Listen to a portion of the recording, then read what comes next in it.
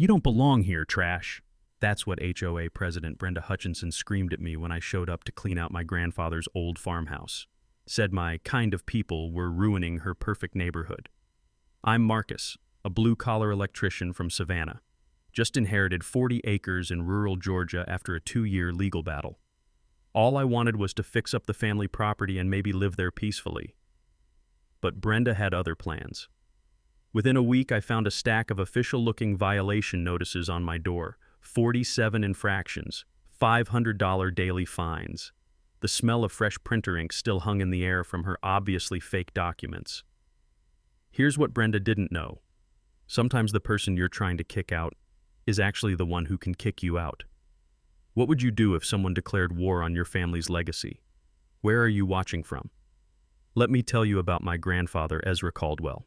This man was a legend in Millfield County, Georgia. Built that farmhouse with his own hands in 1943 after coming back from the war. 40 acres of prime timberland, workshop that smelled like motor oil and old leather, and a heart big enough to help every neighbor who ever knocked on his door.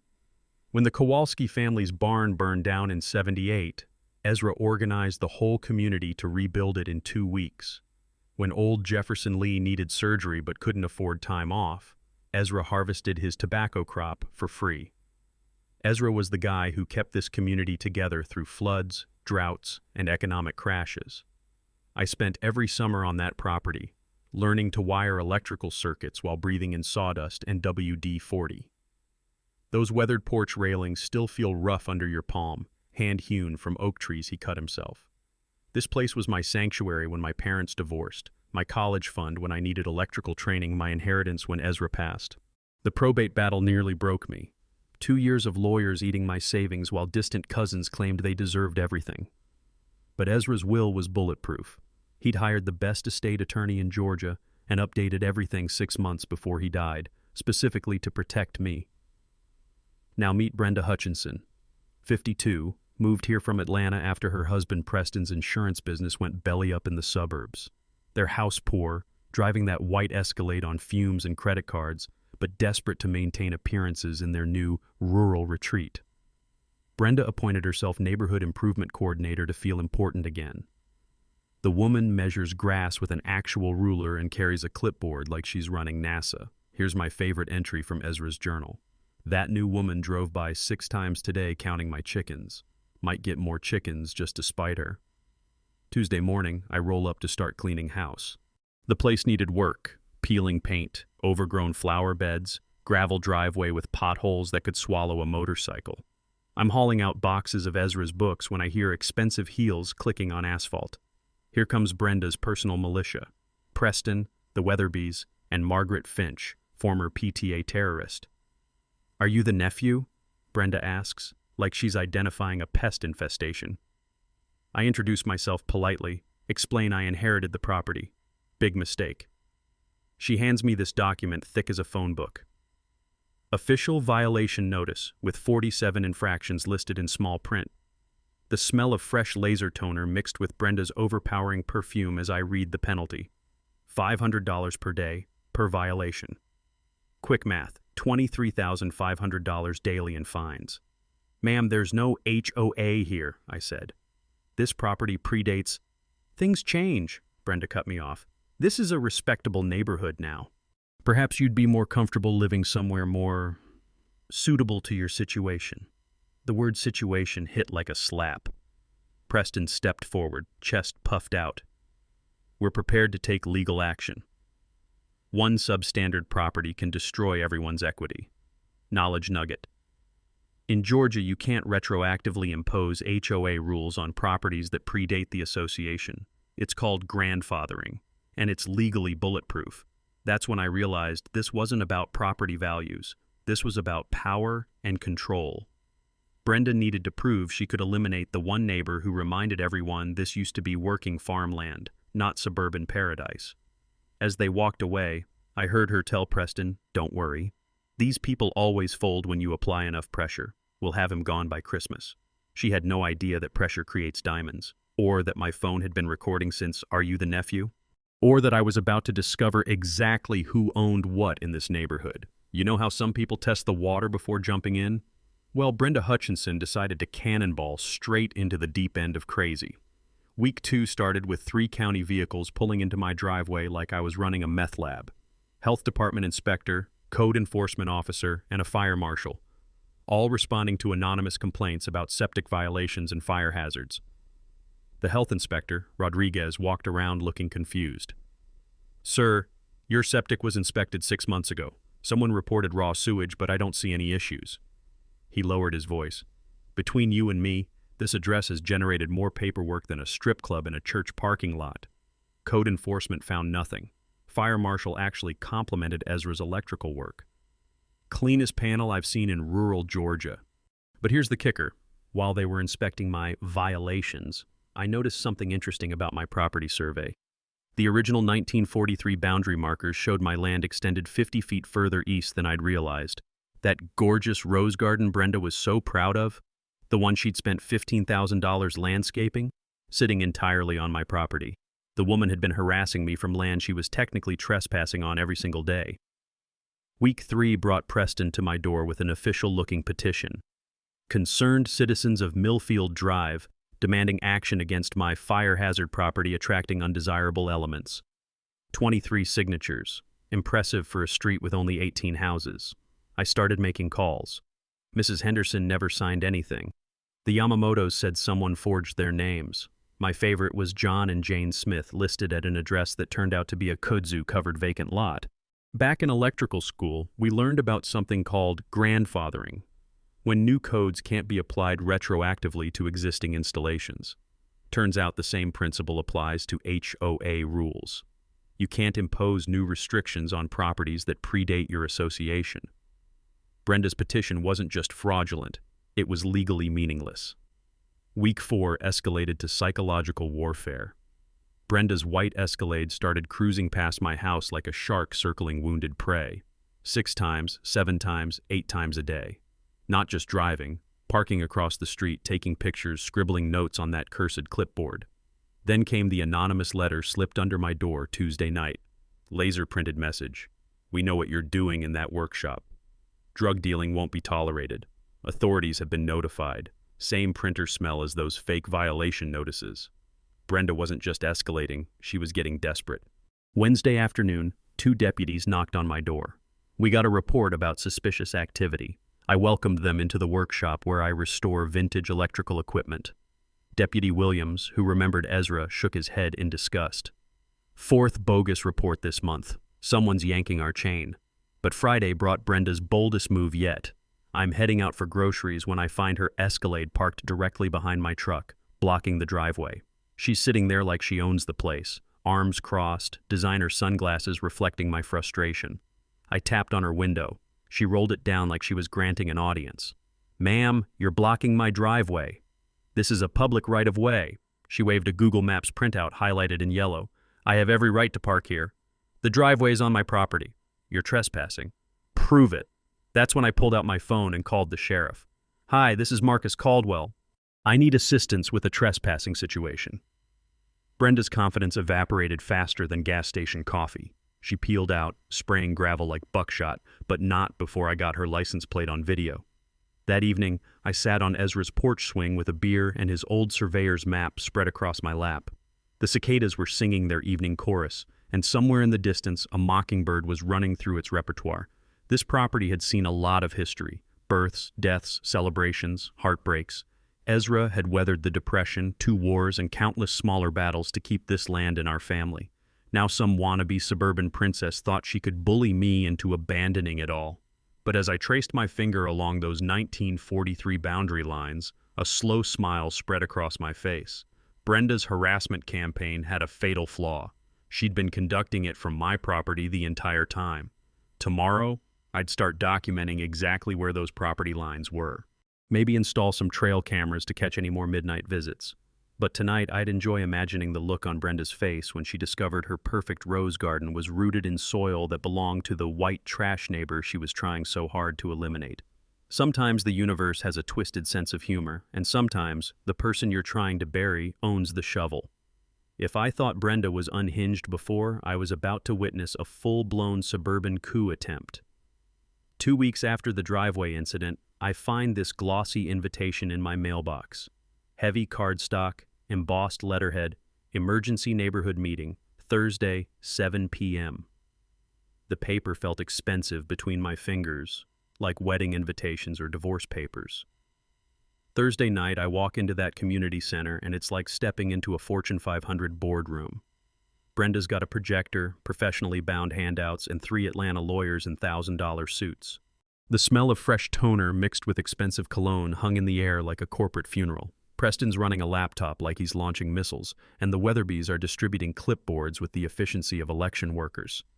About 30 people showed up, plus some faces I didn't recognize, probably hired muscle disguised as concerned citizens. Brenda called the meeting to order like she was chairing the Federal Reserve. Ladies and gentlemen, we're addressing the property value crisis threatening our community. First PowerPoint slide. Millfield Heritage Homeowners Association, protecting our investment. I'm recording everything from the back row because documenting Brenda's schemes had become like collecting evidence of war crimes. She presented this whole dog and pony show about establishing governance and maintaining standards, complete with pie charts showing declining property values.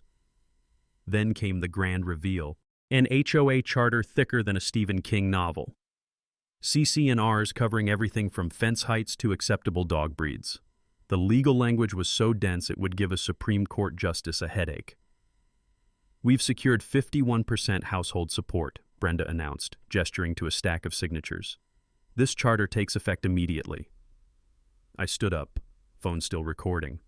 Ma'am, which exact 51% signed on? Her smile could have flash-frozen hell. That's confidential during organizational phases.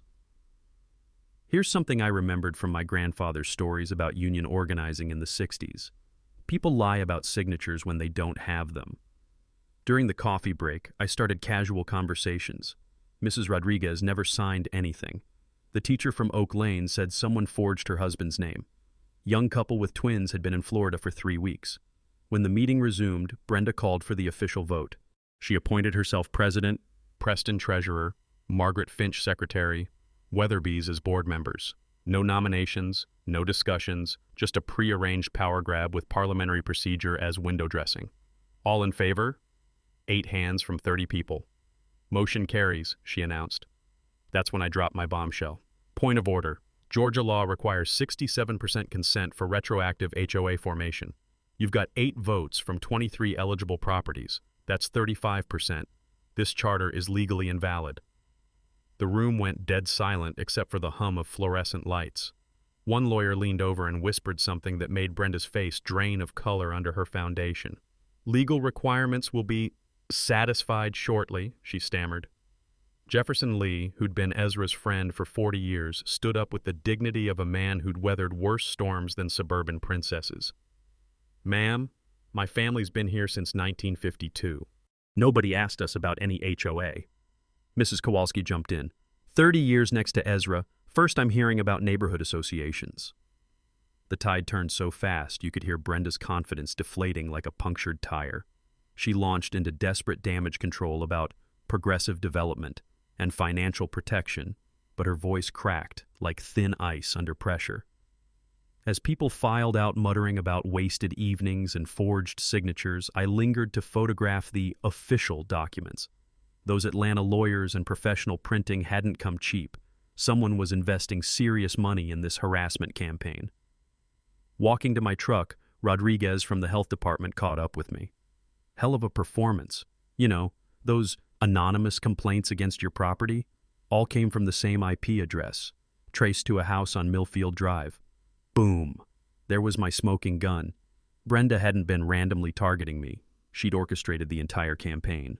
Create a problem property, rally neighbors against it, then position herself as the savior with an HOA solution. Classic manipulation playbook executed with suburban soccer mom ruthlessness. But she'd made one critical error, getting sloppy with the signatures. In Georgia, fraudulent HOA formation isn't just unethical. It's a prosecutable offense carrying fines and potential jail time. Driving past Brenda's house, every light blazed and shadows moved frantically behind curtains. Emergency war counsel with those expensive lawyers, no doubt. The smell of desperation was probably thick enough to cut with a knife. Tomorrow, I'd make some calls to the State Attorney General's office about fraudulent association formation. Tonight, I'd sleep peacefully knowing Brenda's master plan was crumbling faster than a house built on sand.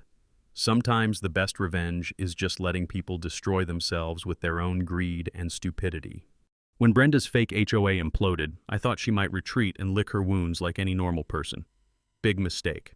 What came next made her previous schemes look like children's games. 3 days after the community center debacle, Millfield Neighborhood Watch appeared on Facebook. Professional logo, curated photos of pristine properties contrasted with deliberately unflattering shots of my place. The description read like a horror movie trailer, protecting property values from deteriorating influences threatening our community. Within hours, Brenda was posting like a woman possessed. My work truck became commercial vehicle violations. Ezra's workshop transformed into unsupervised activities in unmarked structures. She even posted time-lapse footage of me carrying boxes, suggesting I was removing evidence of criminal activity. The comments section turned into a digital lynch mob. Preston questioned whether Ezra had been mentally competent when updating his will. Margaret Finch suggested I'd manipulated an elderly relative for financial gain. The Weatherbees spread rumors about my work history and family background. The acrid smell of character assassination hung in the air like smoke from a dumpster fire. These people weren't just attacking me, they were trying to destroy my grandfather's memory. But here's where things got interesting. While screenshot documenting Brenda's posts for evidence, I noticed something odd. Her Facebook profile showed she'd lived in beautiful Millfield, Georgia for 5 years. But the property records I'd been reviewing showed something different. Brenda and Preston had purchased their house 18 months ago, not 5 years. And the previous owner? A development company called Millfield Properties, LLC. I started digging deeper into county records, following a paper trail that made my electrician's brain buzz with pattern recognition. Millfield Properties had purchased 12 houses on our street between 2019 and 2023, all bought below market value, all from elderly owners or estates in financial distress. Then came Brenda's media blitz. Coordinated emails flooded county commissioners demanding immediate action against my threat to neighborhood stability. Professional complaints to zoning boards, tax assessors, environmental agencies, each carbon copied to local news outlets, creating artificial urgency around a manufactured crisis. Tuesday morning brought Channel 7 News to my doorstep. Young reporter with perfect makeup and a cameraman who looked like he'd rather be covering sports. "We're investigating property disputes affecting neighborhood safety," she announced, shoving a microphone toward my face. "Care to respond to allegations about unlicensed business operations?" That's when I realized Brenda's endgame. She'd convinced a news station I was the story, the problem neighbor disrupting suburban paradise. But after months of dealing with her schemes, I'd learned to stay 3 steps ahead. I invited them in for the full tour, showed them Ezra's workshop where I restore vintage electronics, pulled out county permits for every improvement, explained the family history and community connections spanning 80 years. "So these complaints are unfounded?" the reporter asked, confidence wavering. "These complaints are part of a systematic harassment campaign designed to force me off property someone else wants," I replied, handing her my evidence folder. Fraudulent HOA documents, forged signatures, false police reports, it's all documented. That's when Jefferson Lee appeared like divine intervention. "You reporters? Good. Time someone heard the truth about what's happening here." For 20 minutes, Jefferson detailed Ezra's legacy and Brenda's harassment campaign. Mrs. Kowalski corroborated everything. Rodriguez from the health department confirmed the bogus complaints. The reporter's narrative flipped entirely. Problem neighbor became harassment victim. Brenda's media manipulation had backfired spectacularly.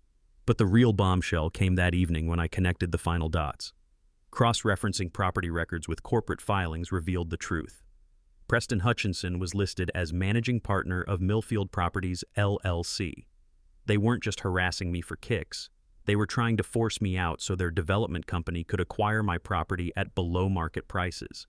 The same scheme they'd used on 12 other families. The systematic harassment, the fake HOA, the media campaign, it was all cover for a property grab worth potentially millions once they developed the entire street. I sat on Ezra's porch that night, listening to cicadas sing their ancient songs while the pieces fell into place.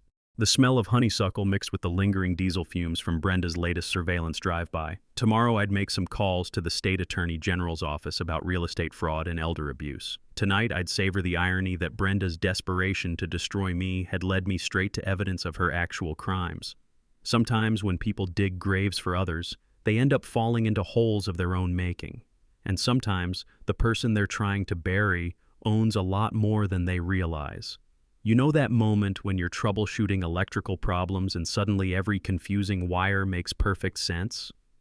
That's exactly what happened when I finally sat down with all of Ezra's documents spread across his old oak dining table. The musty smell of aged paper mixed with the lingering ghost of his pipe tobacco as I worked through manila envelopes he'd labeled in his careful handwriting. Tax records, 1960 to 1980. Insurance papers. And tucked away in the back of his desk drawer, water rights, do not lose. Inside that envelope was the original 1943 land grant, plus a 1960s agreement I'd never seen before. Apparently our property sits on valuable timber rights and potential natural gas deposits. Interesting, but not immediately useful. Then I found the creek documentation. Miller's Creek doesn't just provide pretty background noise for evening porch sitting. According to these papers, my family owns the riparian rights to the entire waterway, rights dating back to the original federal land grant. In Georgia, that means I control every drop of water flowing through this section of the county. I pulled out my phone and started researching. Turns out riparian rights are a big deal. Every house in our neighborhood gets water from wells tapping the aquifer fed by Miller's Creek. During drought years, which are becoming more common, that creek provides the only reliable water source for miles. But here's where my blood ran cold. While researching water law, I stumbled across a pending application with the Georgia Environmental Protection Agency. Someone wanted commercial water extraction permits for our area, permits worth $50,000 annually. The applicant? Preston Hutchinson, representing Georgia Power Company. The room suddenly felt 10 degrees colder as the pieces snapped together like a perfectly wired circuit board. This wasn't about property values or neighborhood standards. This was about water rights worth potentially millions over the life of the contract. That's why Brenda needed an HOA, legal authority to negotiate for the neighborhood. That's why she'd been systematically targeting me, the one property owner whose consent could kill a deal worth hundreds of thousands. But wait, it gets worse. Digging deeper into the application documents, I found the proposed timeline. Georgia Power wanted to start construction on their new cooling facility within 6 months. The water extraction would begin immediately after permit approval. Every house built after 1960 existed with water access I'd never formally granted. Every well they'd drilled tapped aquifers fed by my creek. For 60 years, my neighbors had been using water I technically controlled, and I'd been too naive to realize it. The grandfather clock chimed 9 times, its sound echoing through the house like a countdown timer. Outside, I could hear Brenda's Escalade idling for another surveillance run, but now her desperation made perfect sense. If I signed that water rights deal, she and Preston would pocket a massive finder's fee while Georgia Power gained control of the regional water supply. If I refused, their entire scheme collapsed, and potentially left the neighborhood without reliable water access during the next drought. They'd created a situation where I looked like the bad guy no matter what I chose. But here's what Brenda didn't know. Ezra had taught me that sometimes the right choice isn't the easy one, and sometimes the person everyone thinks is powerless actually holds all the cards. Tomorrow, I'd be calling environmental lawyers and the State Attorney General's office. Tonight, I'd sit here planning how to protect both my water rights and my neighbor's access to clean drinking water. Turns out the problem neighbor Brenda had been trying to eliminate wasn't just standing in her way. I was the one person who could shut off everyone's water supply, and that gave me a hell of a lot more power than a fake HOA presidency ever could. The first thing I did the next morning was call Catherine Reeves, an environmental attorney in Atlanta who specialized in water rights law. Her secretary tried to brush me off. Mr. Reeves is very busy, but when I mentioned riparian rights and Georgia Power, I got transferred immediately. Mr. Caldwell, Catherine said after I'd explained the situation, you're sitting on something potentially worth millions. But more importantly, you're holding the legal keys to your entire neighborhood's water supply. We need to meet in person." 2 days later, she drove down to the property in a hybrid that looked wildly out of place next to my work truck. Catherine was sharp as a razor, late 40s, silver hair pulled back in a no-nonsense bun, and the kind of direct gaze that probably made corporate lawyers break out in cold sweats. "Show me the creek," she said, skipping pleasantries entirely. We walked the property line, and she explained water law in terms even a blue-collar electrician could understand. In Georgia, riparian rights are like mineral rights. They run with the land permanently unless explicitly sold or transferred. Your family has owned these water rights for 80 years. That makes them essentially bulletproof. She knelt by the creek bank, testing the water clarity with a small device from her briefcase. The morning sun filtered through oak leaves, casting dancing shadows on the water that had been running through this land since before my grandfather was born. "Here's what Georgia Power is really after," Catherine explained. "Climate change is making water scarce. Power companies need massive amounts for cooling systems. Your creek feeds the entire regional aquifer. Control this, and you control water access for thousands of people." But here's the thing about water rights that most people don't understand. They come with responsibilities, not just privileges. I couldn't legally cut off my neighbor's access without cause, but I could absolutely control how that access was managed and who else got to use it. "What I recommend," Catherine said, "is creating a community water-sharing agreement. Protect your neighbor's access while maintaining your rights. Then offer Georgia Power a limited partnership instead of a buyout. You keep control. They get regulated access. Everyone wins." That afternoon, I drove over to Jefferson Lee's farm for what we called an accidental meeting. Word travels fast in small communities, and within an hour, the Kowalskis, Mrs. Henderson, and 3 other families had shown up for what turned into an impromptu strategy session on Jefferson's front porch. "Marcus," Jefferson said in his slow, thoughtful way, "your grandfather would be proud of how you're handling this mess. Ezra always said the land would take care of us if we took care of it." Mrs. Kowalski brought homemade pierogi and gossip about Brenda's latest schemes. "That woman's been calling everyone, trying to get signatures for some new petition. Says if we don't support her, we'll all lose our water rights to the government." The irony was delicious. Brenda was using fear of losing water access to pressure people into supporting a deal that would actually give away their water access. We spent the next 2 hours planning our counter strategy. I'd document current water usage by every household, create fair agreements protecting long-time residents, and prepare environmental impact studies proving sustainable management was possible. Jefferson offered his barn for community meetings. The Kowalskis volunteered to reach out to other targeted neighbors who'd been quietly suffering Brenda's harassment. Mrs. Henderson, who'd worked as a paralegal before retiring, offered to help with document preparation.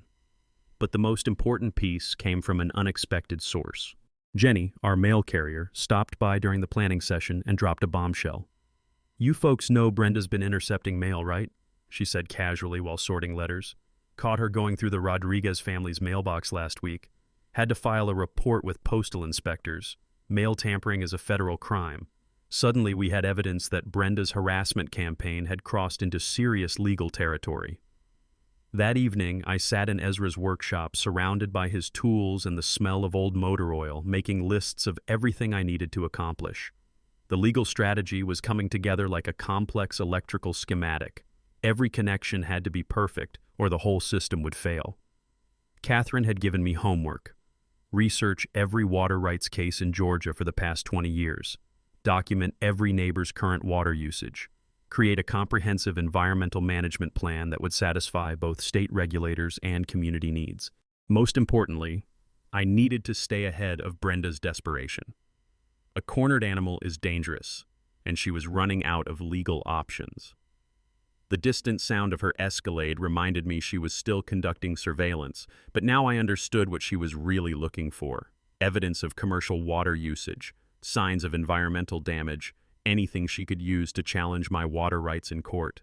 Tomorrow I'd start building a legal fortress around those rights. Tonight, I'd enjoy the quiet satisfaction of knowing that the tables had finally turned.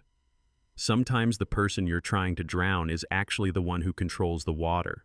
You'd think discovering she was trying to steal water rights worth millions might slow Brenda down. Instead, it was like poking a hornet's nest with a cattle prod. Week 12 brought the first wave of vandalism.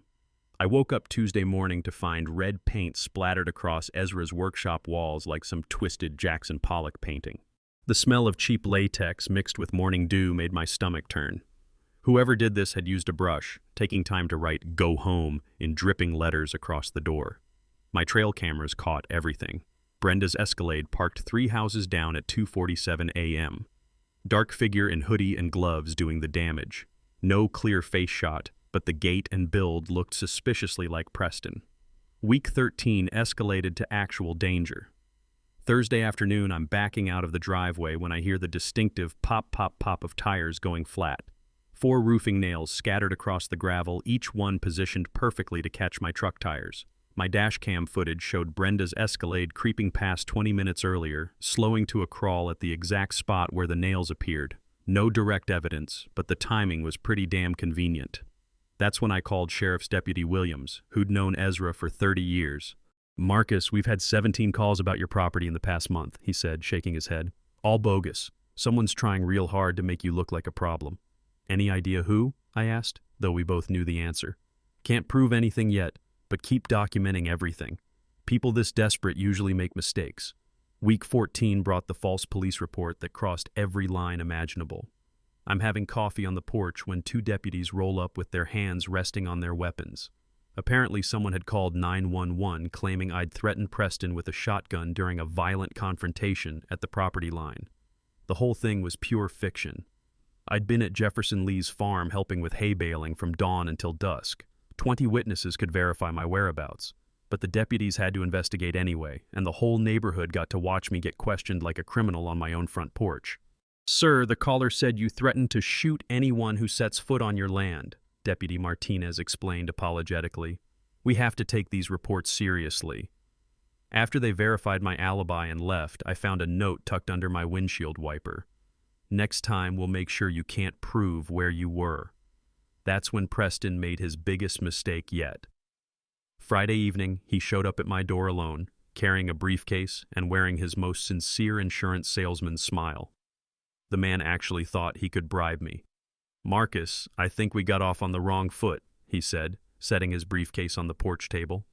"What would it take to make this whole situation go away?" I kept my phone recording in my shirt pocket.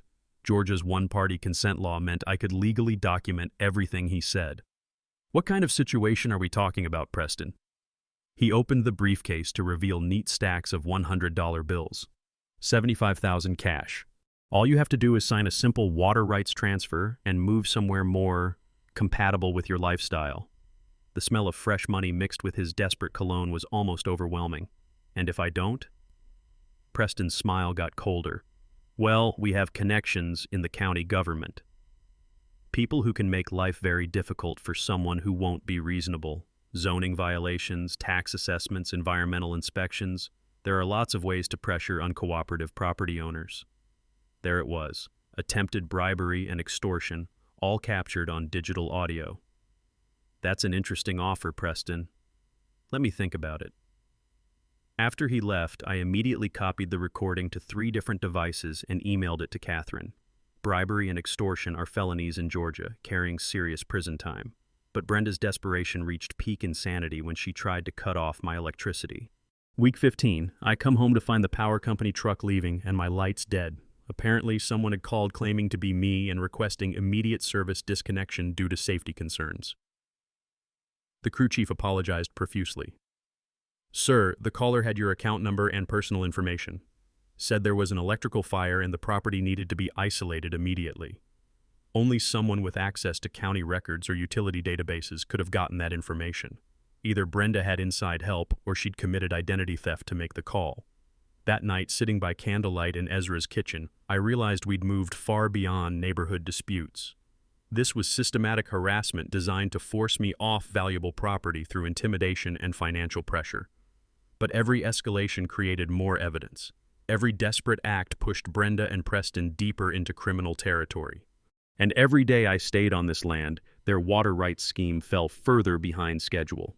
Tomorrow I'd file criminal complaints with the sheriff's department and contact the FBI about mail tampering and identity theft. Tonight, I'd sleep peacefully knowing that desperate people make desperate mistakes. and Brenda was about to make the biggest mistake of her life. If I thought Brenda had hit rock bottom with the electricity stunt, I was wrong. What came next proved that desperation doesn't have a floor. It has a basement, and she was determined to find it. Week 16 opened with Brenda calling Atlanta news stations, claiming there was an environmental crisis brewing in rural Millfield County. She'd manufactured a story about me hoarding water rights during a drought emergency and threatening the safety of elderly neighbors who depend on well water. The woman had turned my protection of water rights into a public health conspiracy theory.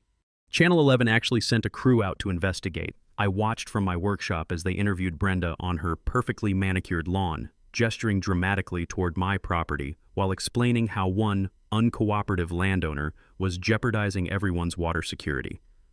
What she didn't know was that I'd been expecting this move. Catherine had prepared a comprehensive media response package, environmental impact studies, water usage data, and documentation proving my management actually improved watershed quality for the entire area. When the reporter knocked on my door, I was ready. "Mr. Caldwell, we're investigating claims that you're restricting neighborhood water access during drought conditions." "Happy to clarify that," I said, handing her a folder thick with documentation. "These studies show my land management practices have increased aquifer recharge by 30% over the past year.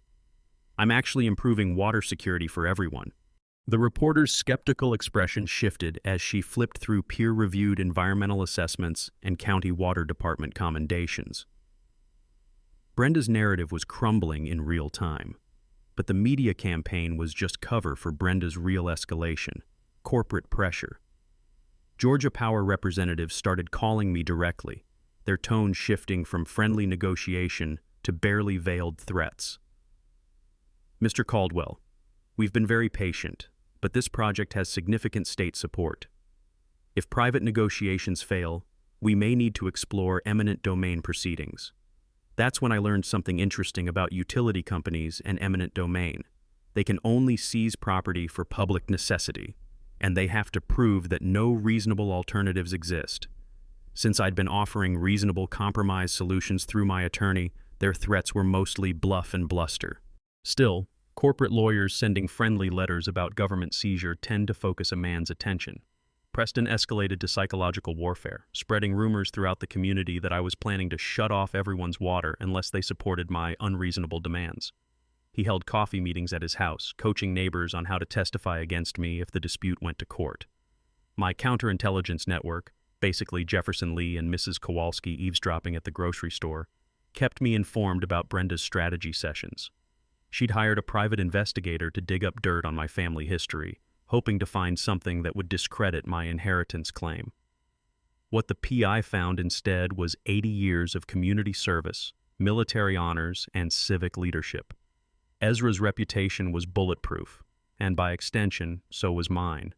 But Brenda's most dangerous move came when she discovered I'd been building relationships with environmental groups. She somehow learned about my plans to donate conservation easements on 20 acres of the property, protecting the watershed in perpetuity while maintaining my water rights. Her response was to file complaints with the state environmental agency claiming I was operating an unlicensed commercial facility and contaminating groundwater with illegal activities. Each complaint required expensive testing and professional inspections to refute. The irony was delicious. Brenda was using environmental protection laws to attack someone actually protecting the environment. That's when I realized we needed to shift from defense to offense. Catherine had been building a RICO case, racketeering influenced and corrupt organizations, based on the conspiracy between Brenda, Preston, and Georgia Power to fraudulently acquire my property rights. "We have documented evidence of mail tampering, identity theft, bribery, extortion, and fraudulent government filings," Catherine explained during our strategy session. "That's a federal racketeering case with serious prison time." But the breakthrough came from an unexpected source. My trail cameras had captured more than vandalism. They'd documented Preston meeting with Georgia Power executives on my property without permission. The audio was clear enough to hear them discussing eliminating the holdout and accelerating pressure tactics. Corporate executives discussing criminal harassment of a private citizen to facilitate a commercial real estate deal. That was conspiracy charges waiting to happen. The final piece fell into place when Jenny, our postal worker, provided federal investigators with evidence of systematic mail tampering. Apparently, Brenda had been intercepting correspondence from my attorney, environmental agencies, and potential allies for months. That evening, I sat on Ezra's porch watching thunderclouds build over the western hills. The smell of approaching rain mixed with honeysuckle created that uniquely southern atmosphere that makes you believe justice might actually exist in this world. Tomorrow, Catherine would file federal charges and request restraining orders. Tonight, I'd enjoy knowing that Brenda's desperation had finally pushed her across the line into serious federal crimes. Sometimes the best way to catch criminals is to give them enough rope to hang themselves with their own greed and stupidity. The county commissioner's emergency hearing was scheduled for Thursday evening at 7 o'clock. What I didn't expect was the circus that showed up. Brenda arrived like she was running for governor. 3 lawyers in $1,000 suits, a professional publicist, and what looked like hired supporters filling the first 2 rows. She'd even brought media contacts. 2 Atlanta TV stations and a newspaper reporter taking notes like this was the trial of the century. I walked in with Catherine, Jefferson Lee, and about 50 neighbors who'd quietly supported me throughout this whole mess. No fancy suits, no paid crowds, just working people who'd known my family for decades. The meeting room smelled like floor wax and nervous sweat. Fluorescent lights hummed overhead while commissioners shuffled papers and tried to look important. Commissioner Blake, a decent man who'd served 2 terms, called the session to order. "We're here to address ongoing disputes regarding property rights and neighborhood governance in the Millfield area," he announced. "Mrs. Hutchinson, you requested this hearing." Brenda stood up with the confidence of someone who thought she owned the room. Her PowerPoint presentation was professionally designed, complete with charts showing declining property values and environmental threats posed by uncooperative landowners.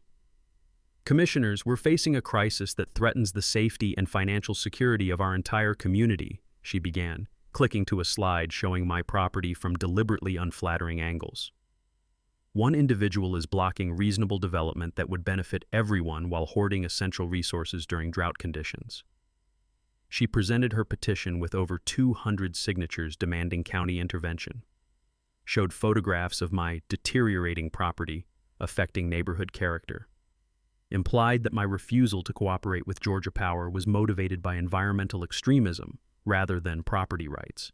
The performance was impressive, professional, polished, and completely dishonest. When she finished, Commissioner Blake turned to me.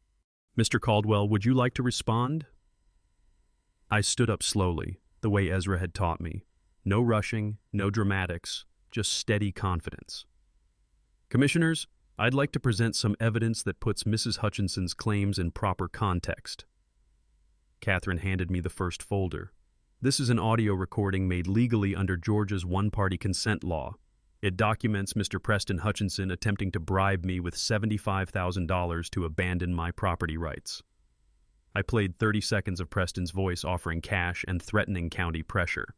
The room went dead silent except for the hum of recording equipment. "This," I continued, producing the second folder, "documents systematic mail tampering, identity theft, and fraudulent police reports filed by Mrs. Hutchinson over the past 4 months." Commissioner Martinez leaned forward. "Are you alleging criminal activity?" "I'm presenting evidence of criminal activity. Federal postal inspectors are investigating mail tampering. The Sheriff's Department has documented 17 false reports. The State Attorney General is reviewing fraudulent HOA formation." Brenda's face went 3 shades paler under her makeup. One of her lawyers whispered something urgent in her ear. But I wasn't finished. "Most importantly, Commissioners, I want to clarify something about water rights." I pulled out the environmental impact studies. These independent assessments prove my land management has improved water quality and increased aquifer recharge for the entire neighborhood. I'm not hoarding water, I'm protecting it. That's when Jefferson Lee stood up with the dignity of a man who'd weathered worse storms than suburban princesses. "Commissioners, I've lived next to the Caldwell family for 40 years. Ezra Caldwell helped every neighbor who ever needed it, and his grandson is following that same tradition." Mrs. Kowalski rose next. "Marcus has offered fair water sharing agreements to every family on our street. The only people he's refused to work with are the ones trying to steal his property." Then came the moment that shifted everything. Deputy Williams approached the commissioner's table with an official document. "Sir, I need to interrupt. We have active warrants for Preston and Brenda Hutchinson on charges of conspiracy, extortion, and mail tampering." The room erupted. Brenda's supporters suddenly discovered urgent appointments elsewhere. Her lawyers started whispering about client confidentiality. The media perked up like bloodhounds catching a scent. "Furthermore," Williams continued, "the FBI is investigating allegations of racketeering involving attempts to fraudulently acquire water rights through systematic harassment." Brenda finally lost it. "This is ridiculous. That man is destroying our neighborhood. He doesn't belong here with decent people." And there it was. The mask finally slipped completely off. Commissioner Blake banged his gavel. "Mrs. Hutchinson, that's enough." Based on the evidence presented, this commission finds no grounds for county intervention in Mr. Caldwell's property rights. Furthermore, we're referring this matter to state authorities for investigation of fraudulent petitions and harassment. As deputies approached with handcuffs, Brenda made one last desperate play. "You can't do this. We have investors. Georgia Power has contracts." "Actually," I said quietly, "Georgia Power withdrew their application yesterday after reviewing the federal investigation. Apparently they don't want to be associated with criminal enterprises." The look on Brenda's face as the handcuffs clicked shut was worth every sleepless night, every false report, every moment of harassment she'd put me through. Sometimes justice moves slowly, but when it finally arrives, it's beautiful to watch. The sound of handcuffs clicking shut on Brenda's wrists was music to my ears, but what happened next was even sweeter. Within 72 hours, for sale signs popped up like dandelions after rain. Brenda and Preston's house went up first, followed by the Weatherbys and Margaret Finch. Amazing how fast people with guilty consciences can pack when federal investigators come knocking. I dropped the charges against Brenda in exchange for a public apology and immediate departure. Her letter to the county newspaper was poetry. I sincerely apologize to Marcus Caldwell and the Millfield community for my inappropriate behavior and false accusations. Mr. Caldwell has demonstrated exemplary property stewardship and community leadership. The smell of crow must have been overwhelming when she wrote that. Georgia Power's withdrawal from the water rights scheme freed me to implement my real plan, the Ezra Caldwell Memorial Conservation Area.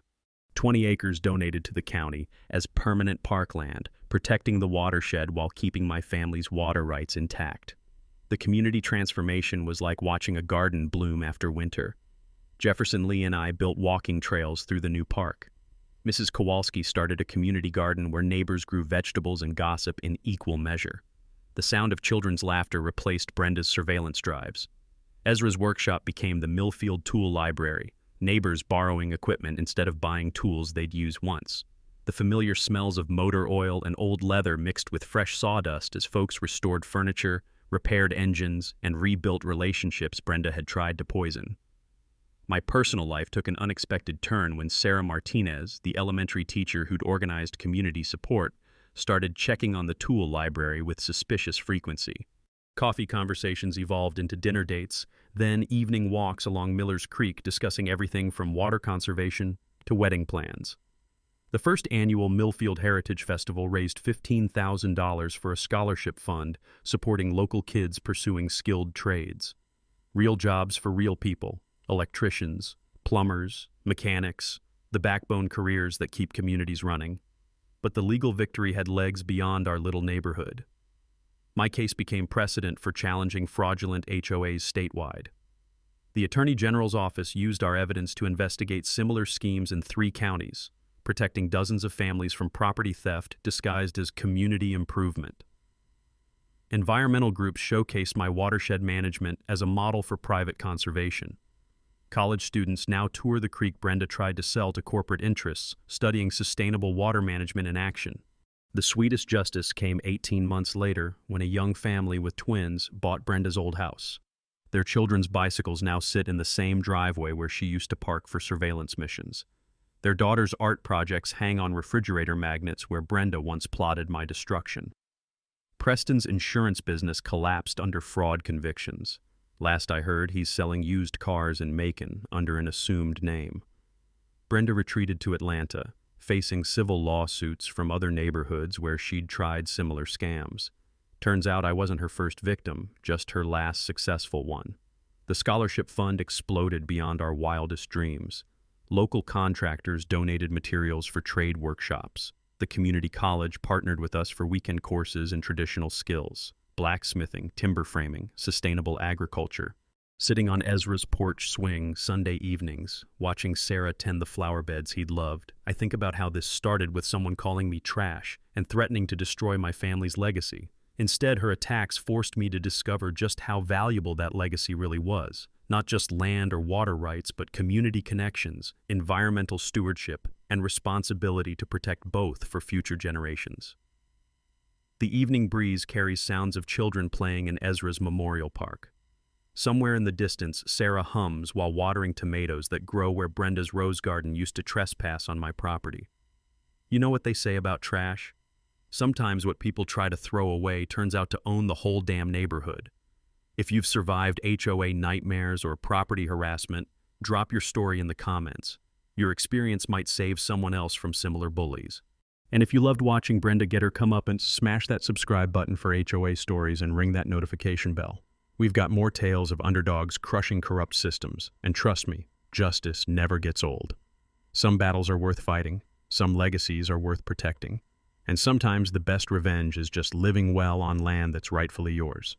That's all for today's HOA madness. If watching justice serve itself made your day, smash that like button, share your thoughts down below, and make sure you're subscribed.